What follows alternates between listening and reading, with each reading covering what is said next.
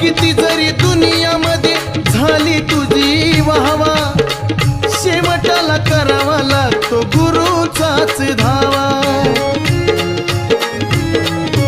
कैकनी गुरु सेवेत देह घोटला, कैकनी गुरु सेवेत देह घोटला, देह घोटला.